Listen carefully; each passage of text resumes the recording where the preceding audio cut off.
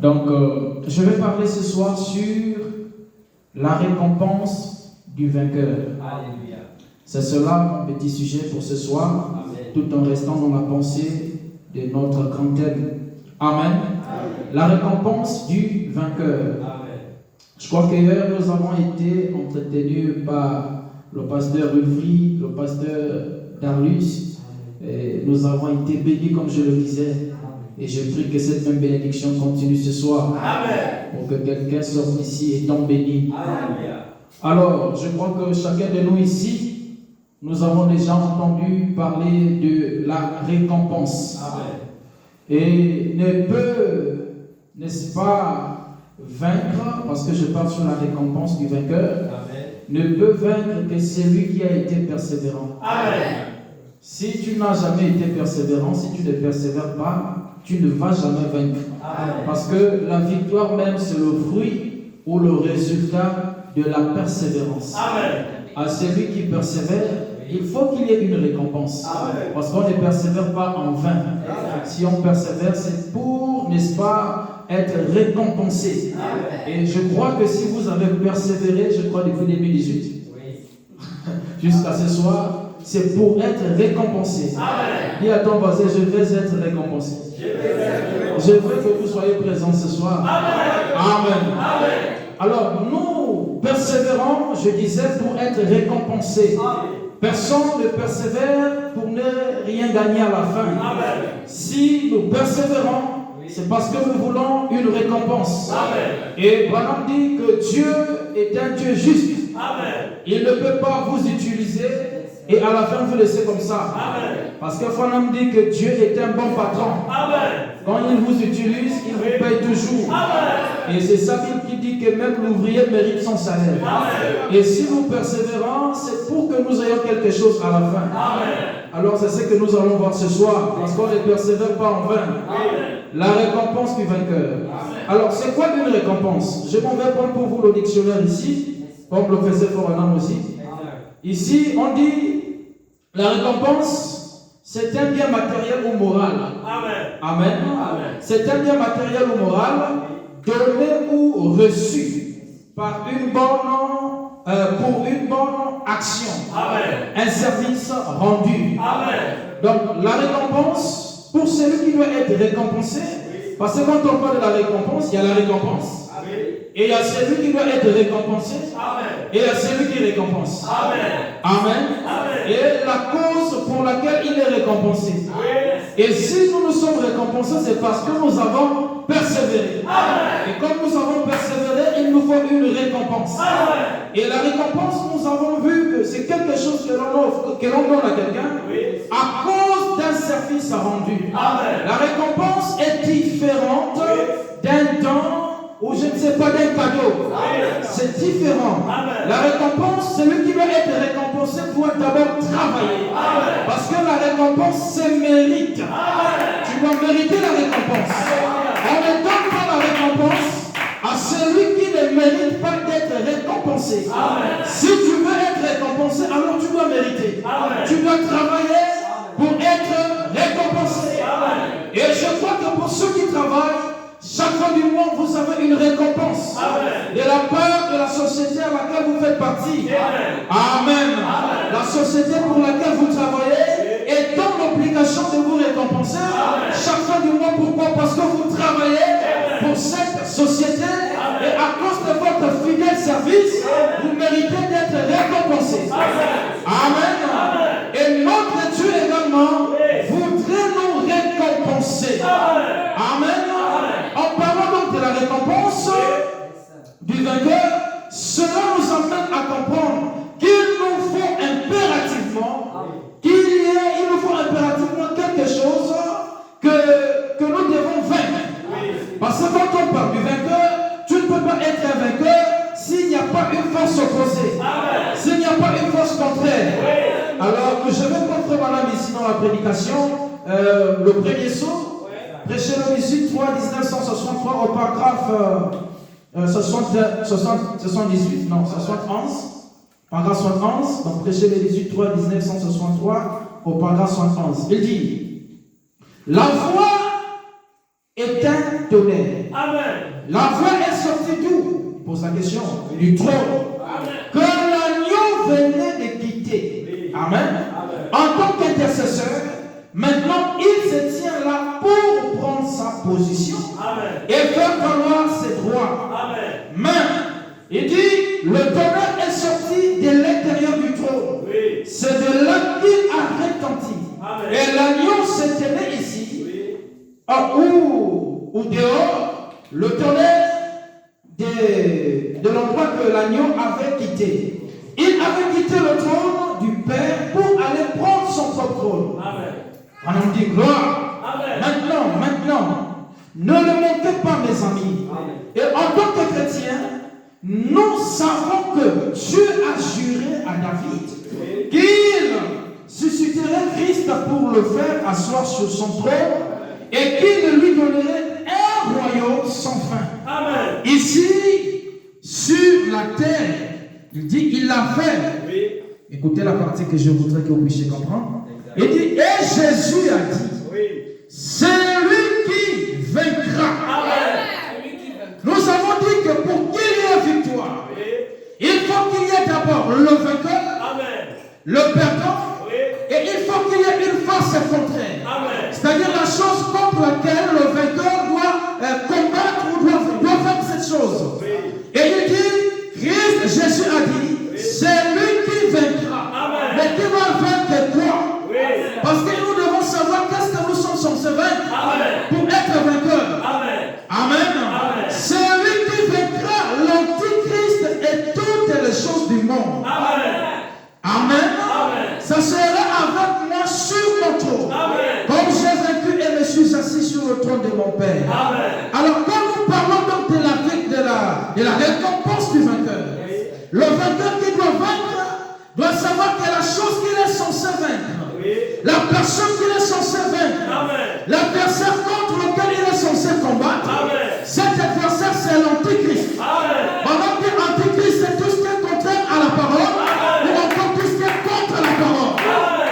Anti signifie contre. Oui. Tout ce qui est contre la parole, Amen. c'est cela notre adversaire. Amen. Donc ici nous devons savoir que notre adversaire n'est pas notre frère, Amen. n'est pas notre soeur, Amen. mais notre adversaire ici, Oui. c'est l'antichrist Amen. et toutes les choses du monde Amen. qui vont à l'encontre de la parole. Amen. C'est contre toutes ces choses que nous sommes censés vaincre. Amen. Et pour vaincre, je disais, il nous faut persévérer. Amen. Pour vaincre, il faut rester tenace. Amen. Comme nous l'avons vu hier.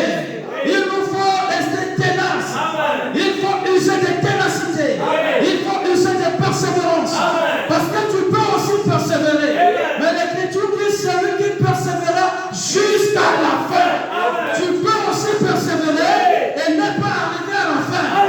Mais ici, l'objectif le plus, c'est d'arriver jusqu'à la fin. Et la récompense est pour celui qui persévère jusqu'à la fin.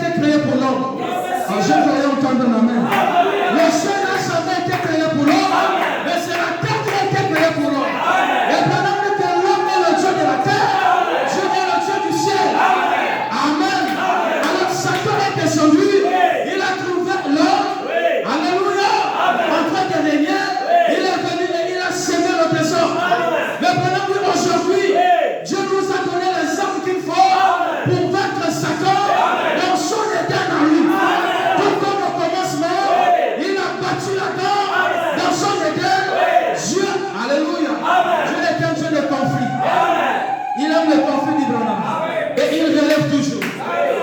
Et nous sommes censés vaincre le Dieu de cet âge mauvais. Nous sommes censés vaincre toutes ces choses du monde. Ainsi, à la fin, nous serons comment récompensés. C'est quoi vaincre? C'est bien de vaincre. Tous nous voulons vaincre. Mais c'est quoi vaincre? Frère Madame dit dans la prédication comment puis-je vaincre? Prêcher. Le 25/8/1963 au paragraphe 26. Il dit l'autre jour, je suis passé par-dessus un morceau, un vieux tronc d'arbre. Il dit dans un marécage ou ce qu'on appelle une vallée. Il dit j'ai sauté sur ce tronc d'arbre. Au dehors, il paraissait bon. Il semblait être un grand et vieux tronc d'arbre de bois de hêtre. Il dit mais lorsque j'ai sauté dessus, pendant que d'apparence, au dehors, c'était solide, c'était bien, un très bon frère, une très bonne soeur, mais il a fallu qu'il y ait un petit poids, une pression. Amen. Et Branham dit, alors, j'ai sauté dessus et un grand morceau s'en est détaché. Il était vraiment pourri et ramolli. J'ai dit, c'est ainsi que deviennent les chrétiens. Ils sont morts dans le péché et les offenses depuis si longtemps qu'ils sont devenus ramollis. Ils ne peuvent plus du tout supporter un poids. Quand une épreuve surgit, c'est un poids. C'est une pression. Alléluia. Toi, tu vas vaincre. Maintenant, ils ne peuvent plus supporter un poids. Ils ne peuvent plus du tout supporter un poids. Ils ne savent pas ce que signifie vaincre. Et ensuite, j'ai donc commencé à réfléchir sur ce sujet. Vaincre, on dit, vaincre, garder la vie en soi. Qu'est-ce que vaincre? Vaincre, madame, dit, c'est garder la vie en soi. C'est-à-dire, malgré peu importe les pressions, peu importe les épreuves, peu importe, si vous êtes arrivé jusqu'aujourd'hui, c'est parce que vous avez, n'est-ce pas, gardé la vie en vous.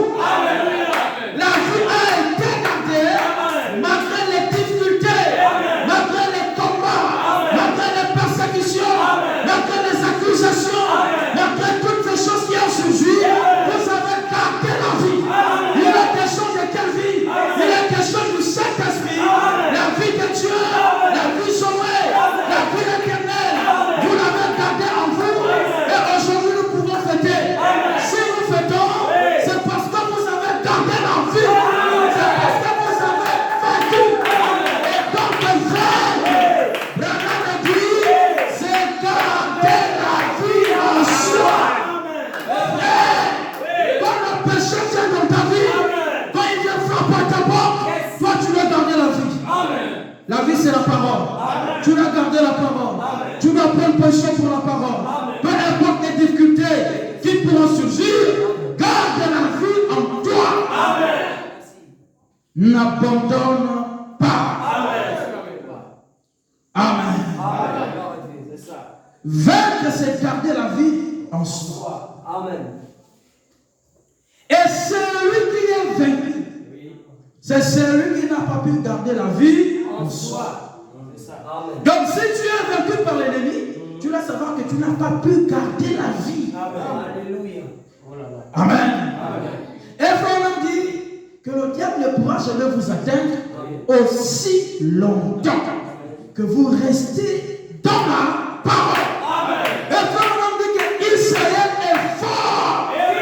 Quand Israël est dans sa patrie. Maintenant, quand Israël sort de sa patrie, Israël devient faible.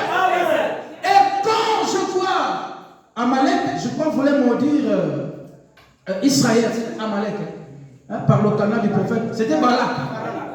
Voulait maudire Israël. Balak lui a dit,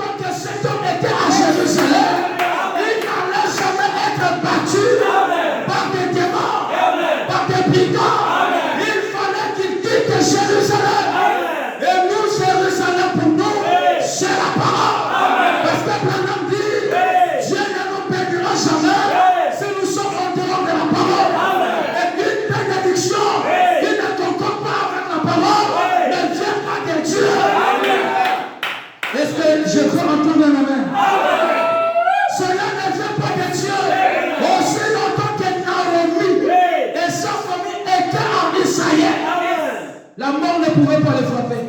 Mais quand ils sont sortis d'Israël pour aller à Moab, la mort les a frappés. Alléluia. Et quand elle revient, je ne suis plus Naomi. Je suis déjà Amen. Mara. Amen. Je suis déjà Mara. Donc quand tu dois garder la vie, parce que c'est dans la parole que nous sommes forts. Et frère Madame dit que le diable quelquefois il est scellé à l'extérieur. Il dit pour qu'il arrive jusqu'à vous, si vous ne sortez pas pour aller vers lui, Madame il doit passer par 3 étapes. Il doit passer par la justification. Donc le diable doit être justifié. Et il peut aussi être justifié. Sanctifié. Il peut aussi être sanctifié. Pendant que Judas était justifié. Il était sanctifié. Attention, Judas n'avait pas un démon. Mais Judas était le démon. Un démon justifié. Un démon avec une bonne vie. Un démon sanctifié. Frère, quand il est posé le main au malade, ça tombait de partout. Alléluia. Et frère, on dit que le ministère de Judas était comparable à celui de Paul. Il avait le plus grand ministère. C'était comparable à celui de Paul. Tout Dieu les cherchait. Un démon. Frère, ne vous réjouissez pas parce que les démons vous ont soumis. Mais réjouissez-vous. Alors je me sens bien. Réjouissez-vous. Parce que vos noms ont été inscrits dans le livre de vie de l'agneau. C'est ce qui doit faire notre joie. Et si nous nous réjouissons ce soir, c'est parce que nous avons entendu le nom. Parce qu'aujourd'hui la paix des noms a été faite. J'ai entendu mon nom. Nous chantons ça. Quand le Rédempteur a ouvert le 7e sceau, j'ai vu mon nom dans le livre de l'agneau. J'ai vu mon nom. Amen. Oh, j'ai vu mon nom dans le livre de l'agneau. Oh, alléluia. Est-ce que tu peux pousser les pieds dans ça?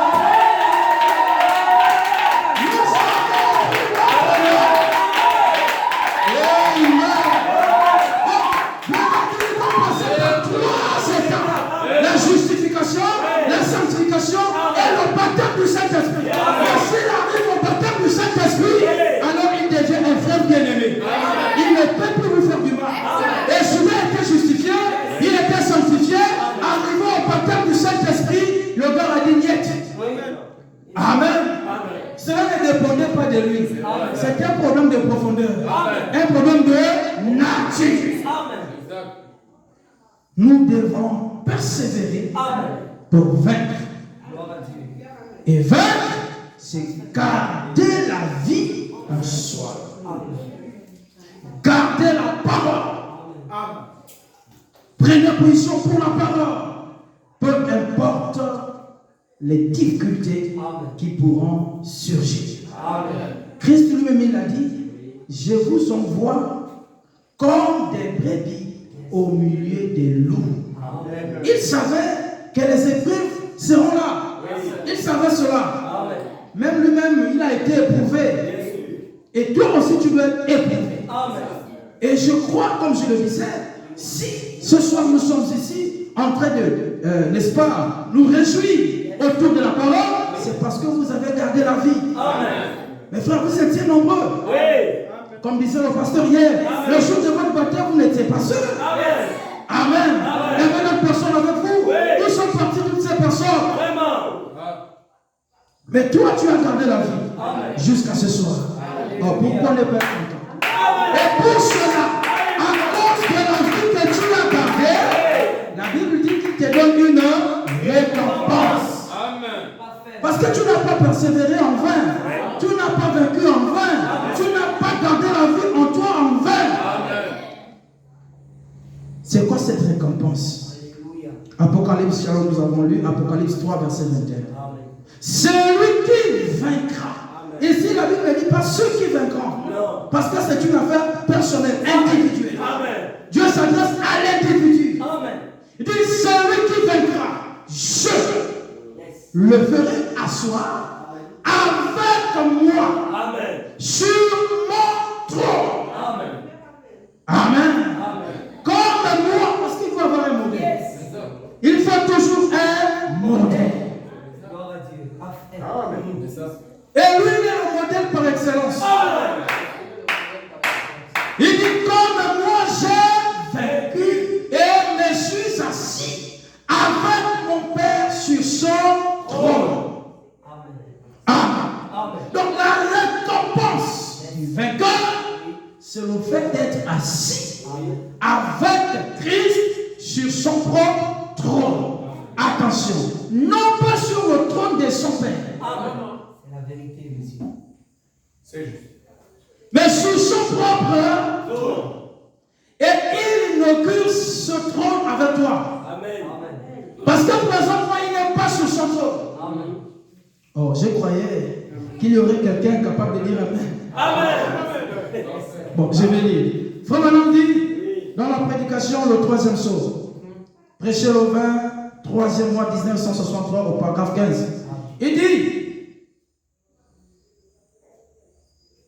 ensuite, on a fait un retour en arrière pour parler du parent rédempteur.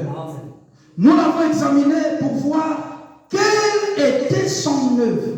Et maintenant, pendant toutes ces années, Christ a fait l'œuvre du parent rédempteur.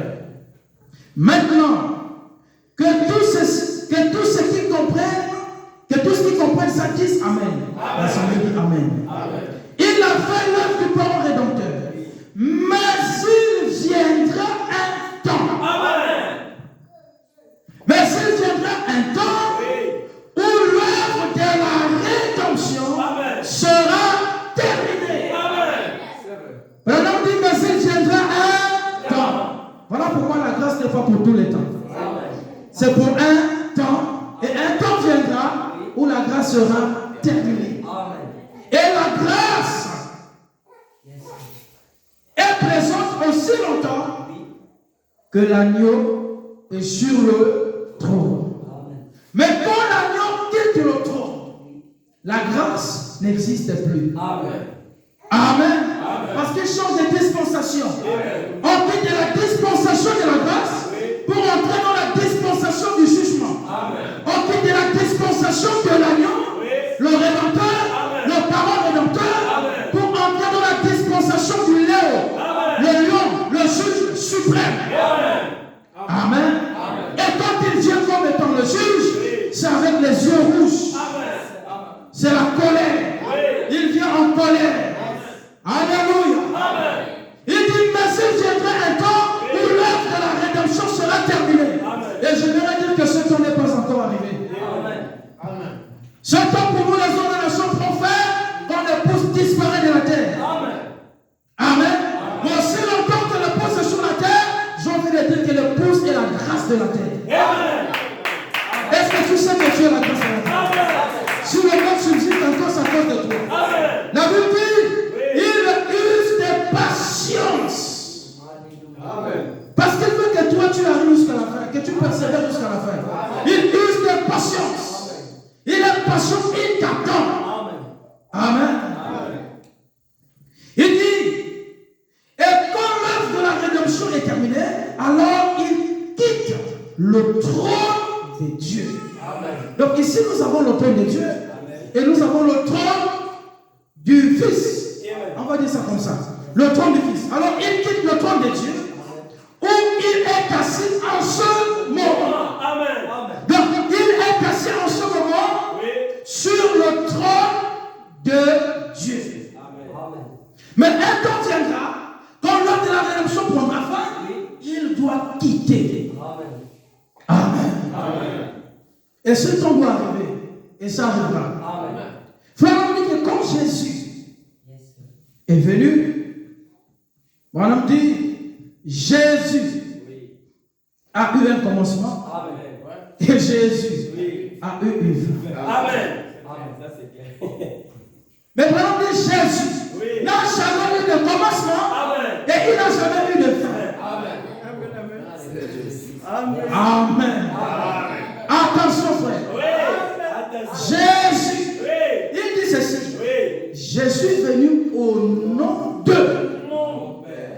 Il dit, je veux connaître ton nom. Amen. Aux gens que tu m'as donné. C'était quoi ce nom? Jésus. Amen. Amen. Maintenant, qui est celui qui a fait connaître le nom? Gabriel a dit c'est Emmanuel. Oui. Plutôt Zacharie. Comment ça s'appelle? Esaïe. Emmanuel. Amen. Amen. Maintenant, Jésus ici, c'est la plénitude de la divinité qui habitait en lui. Amen. Et le corps, c'est Emmanuel. Amen. Amen. Amen. Maintenant, ce corps, comme on dit sur la loi de la chimie, on dit le liquide prend la forme du récipient qui le... Amen. Amen. Et c'est Pierre qui nous dit que Dieu a fait de ce Jésus que vous avez crucifié, Christ est Seigneur. Amen. Il a fait de lui. Et maintenant qu'il a reçu l'Esprit le jour de son baptême. Amen. Amen. Amen. Et à Gethsémanès, Christ, le Messie, l'onction, l'a quitté. Et le corps a commencé à gémir. Oh Seigneur, si cela est possible, permets. Amen. Il dit, mon Père, pourquoi m'as-tu abandonné? Mais oui, je ne peux pas mourir. Je suis Dieu, Dieu ne meurt pas. Mais toi, tu dois mourir. Et moi, Dieu, je dois aller dans les lieux inférieurs, condamner ces hommes qui n'ont pas voulu croire à ma parole, condamner les péchés en parole. Et aussi faire sortir de la tombe tous ceux-là qui ont cru en moi. Amen. Et quand Paul le rencontre, dans Acte 9:3, Paul dit, Seigneur, qui es-tu? Le Seigneur lui dit, je suis Jésus que tu persécutes. C'est qui alors Jésus? C'est la colonne de feu. Amen. Amen.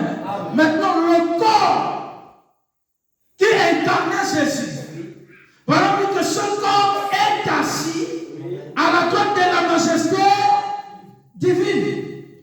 Pourquoi? Pour faire l'intercession. Voilà dit, ce corps est comme un mémorial. À chaque fois que toi et moi nous péchons, et que nous revenons par le moyen de ce sacrifice, Dieu ne nous regarde pas. Dieu ne regarde pas ce que tu as fait, mais il regarde le sacrifice. Et le sacrifice plaît pour toi. Il dit, Père, j'ai donné ma vie pour eux. Et c'est la dispensation du parent rédempteur. C'est la dispensation de la grâce. Mais un temps viendra où cette grâce ne sera plus là. Amen. Et la chose qui maintient cette grâce, la personne qui maintient cette grâce sur la terre, c'est toi.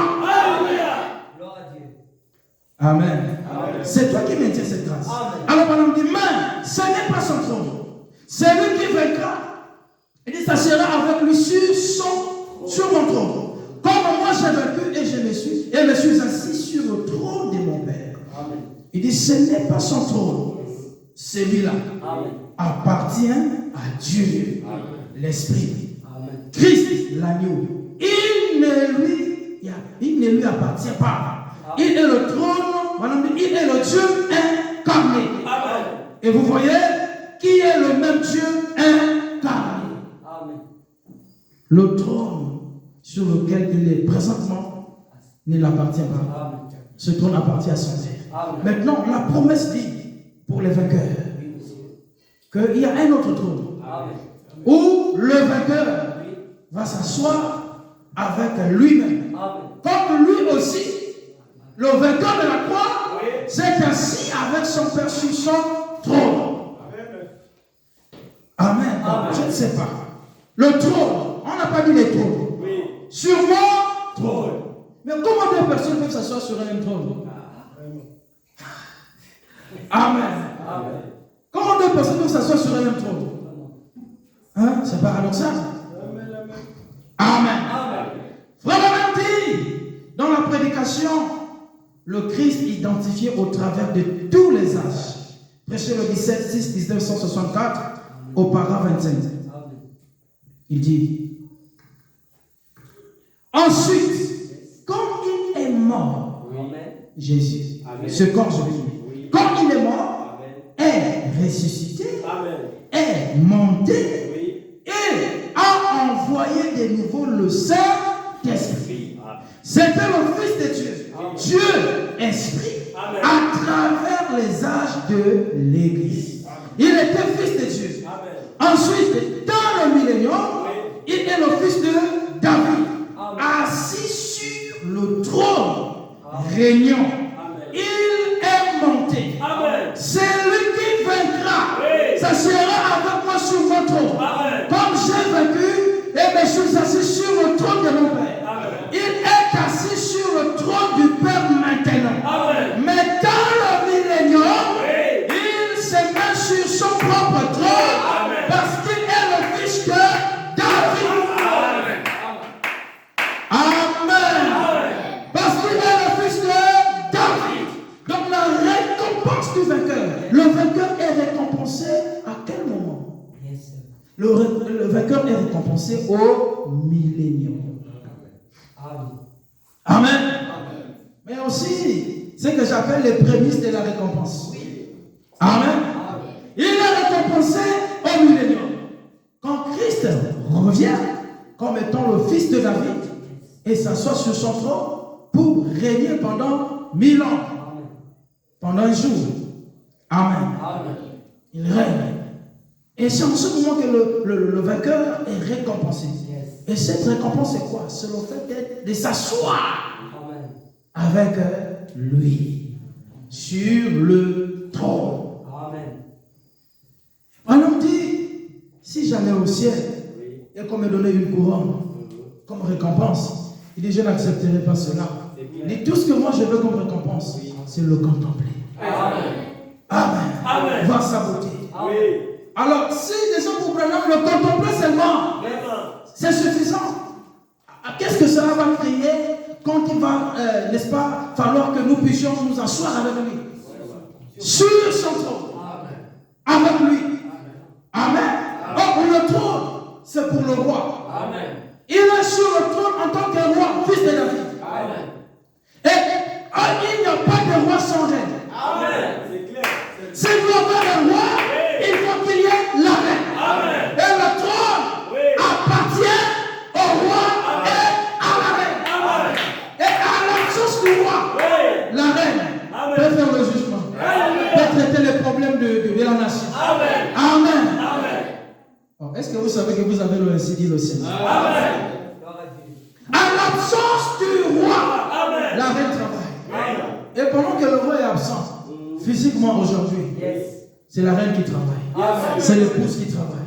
Voilà pourquoi, frère, moi je crois qu'aujourd'hui la vie éternelle, ce n'est plus Dieu qui donne. Tu croyais? Attendez l'amen. La vie éternelle aujourd'hui, c'est le pasteur Andy qui donne. C'est le pasteur Régis qui donne. Vous savez pourquoi? Parce qu'il est la reine. Amen. C'est la reine, c'est l'épouse.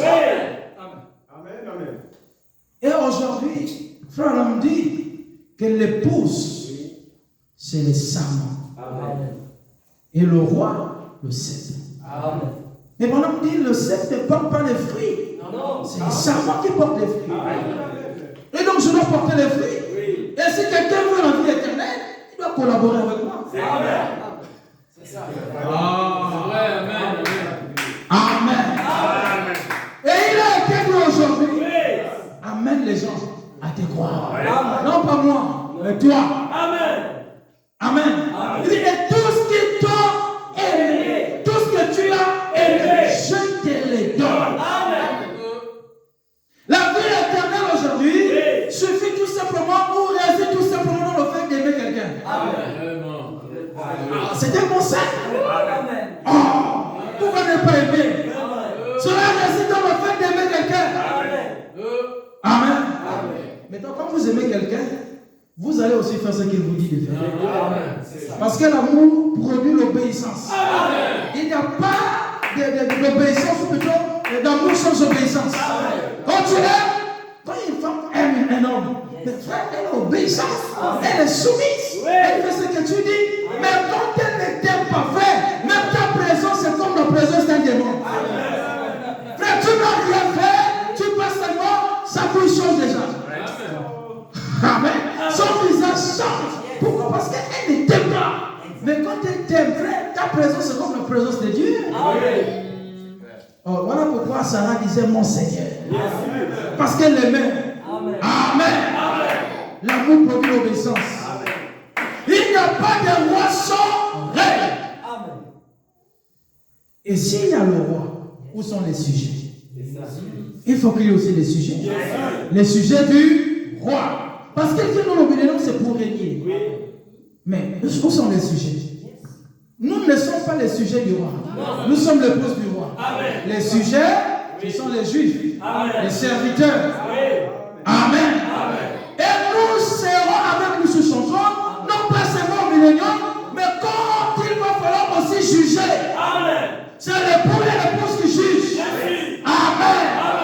Et à cause de certaines personnes, n'est-ce pas, à cause de certaines choses, des bonnes choses que certaines personnes nous, n'est-ce pas, fassent pour nous, ces personnes pourront être sauvées.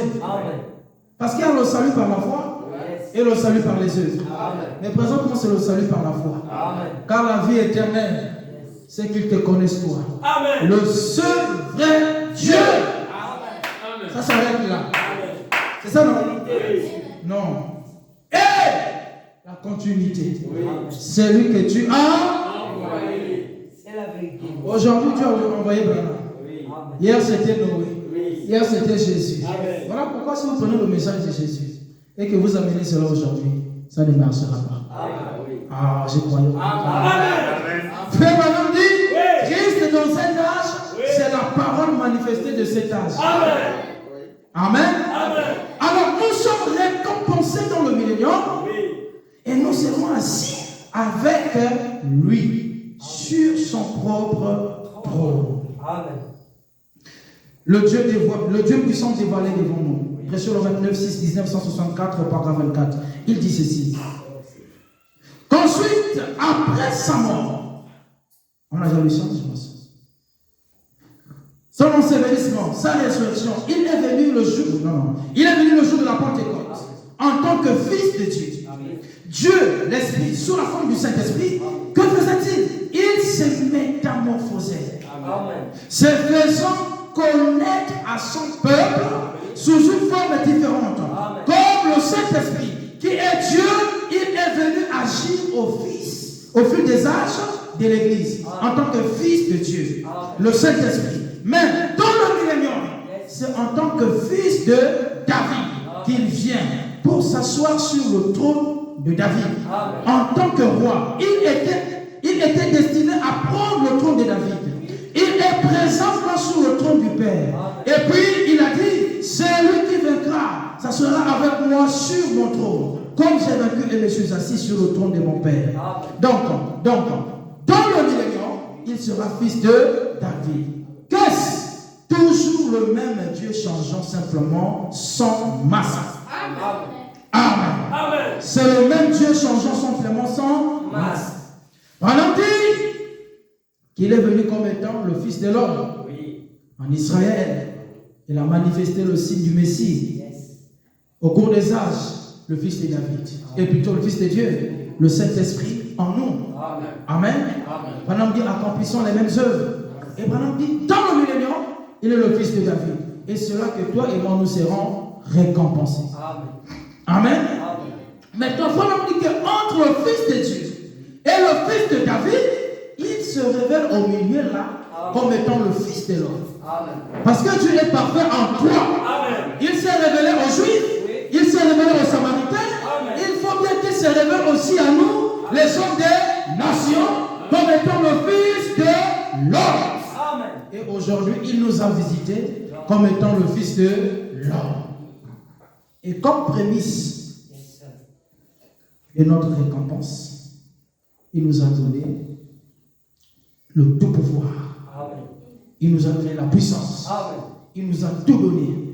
Et aujourd'hui, je vais dire ceci. Celui qui a déjà le Saint-Esprit en lui, potentiellement, est déjà dans le millénium. Est déjà enlevé. Mais nous attendons l'autre partie. Amen. Donc, il vous a donné toutes ces choses comme prémisse. Il vous a donné un bon pasteur comme prémisse. Il vous a donné une bonne église comme prémisse. Des bons frères, des bonnes sœurs comme des prémices. Amen. Mais la récompense, c'est au bout du chemin. Au millénium. Tu vas t'asseoir avec lui sur son propre trône comme lui il a vécu. Mais pour que tu y arrives, tu dois garder la vie en que Dieu te bénisse.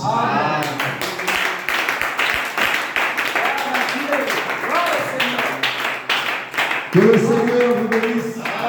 Il s'agit de garder la vie en soi. Que Dieu vous bénisse. Avec nos têtes inclinées, nos yeux fermés, nous faisons appel au deuxième intervenant. Crie à retentir, esclave